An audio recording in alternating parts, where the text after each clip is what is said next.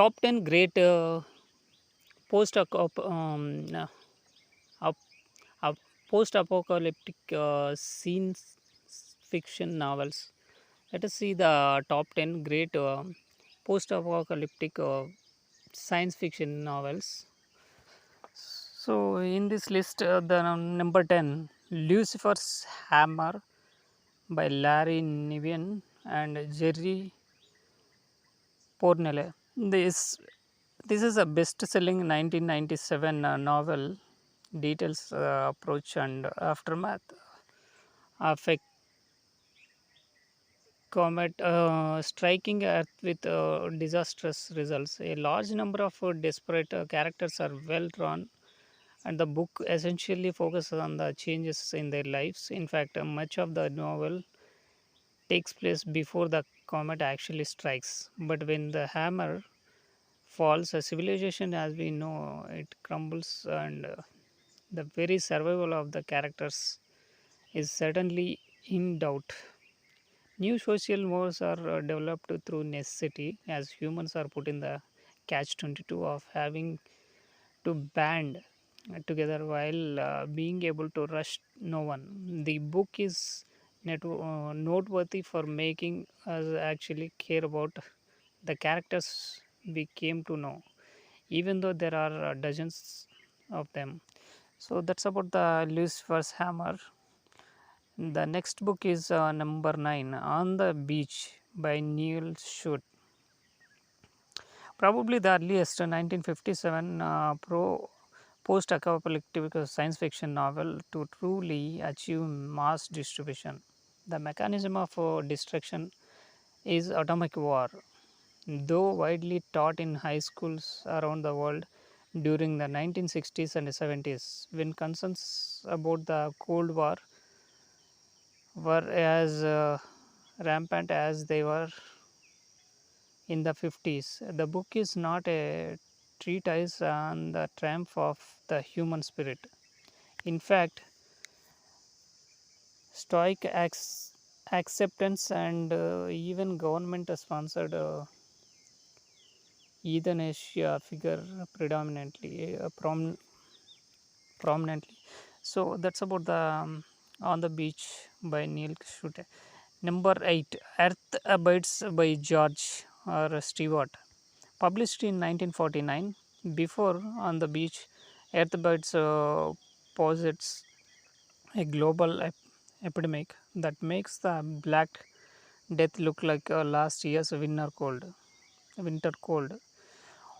One gets the feeling that 99.9% of the entire human race is wiped out.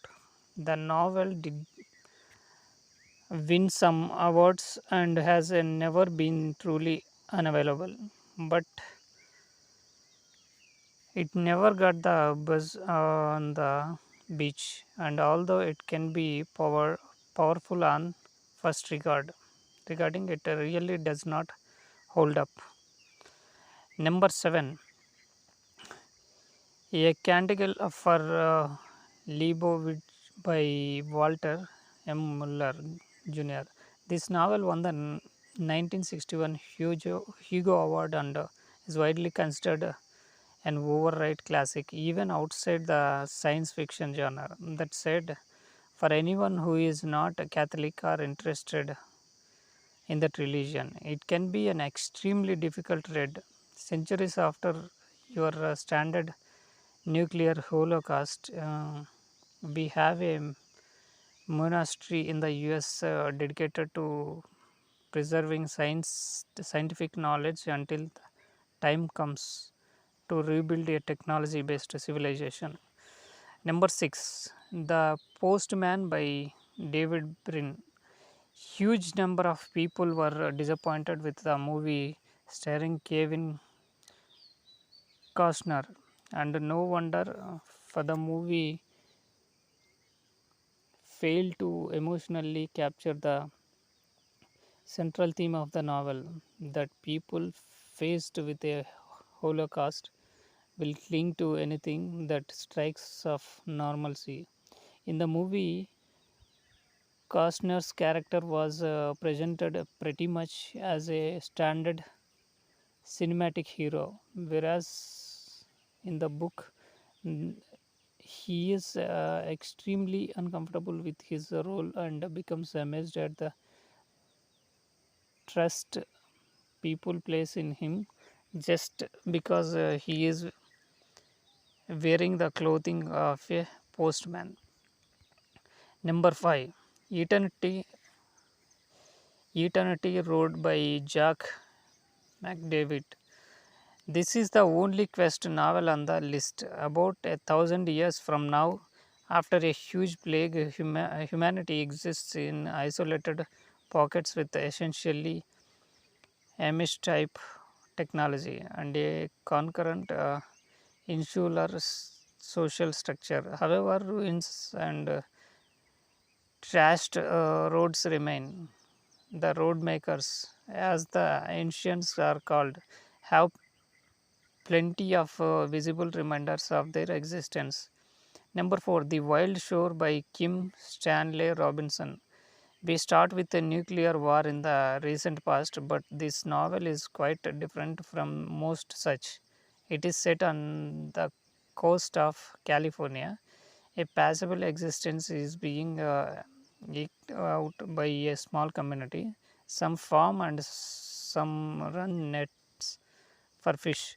A group of teenagers do their work but also take jaunts to places they probably should not go. Number 3, I Am Legend by Richard Matheson. Matheson. Here we have to talk movies and television as well as books. Taking care of the movies first, the best adaptation of this 1954 novel was 1971's The Omega Man. Lesser films were The Last Man on Earth 1964 and I Am Legend in 2017. As for TV, well, chances are that every single Twizzling Zone episode you ever loved was written either by Rod Serling or Richard Matheson himself. So, number 2, Planet of the Apes by Pierre Boulle. Who doesn't know this classic story? It's as pop culture as it comes. But while the movies maintain many of the core concepts of the novel, time dilation, division of ape culture into military, most folks will be surprised that the book is quite different from what we normally think of the Planet of the Apes saga. Last one, number 1 is Allah's Baby Leon, but by Pat Frank.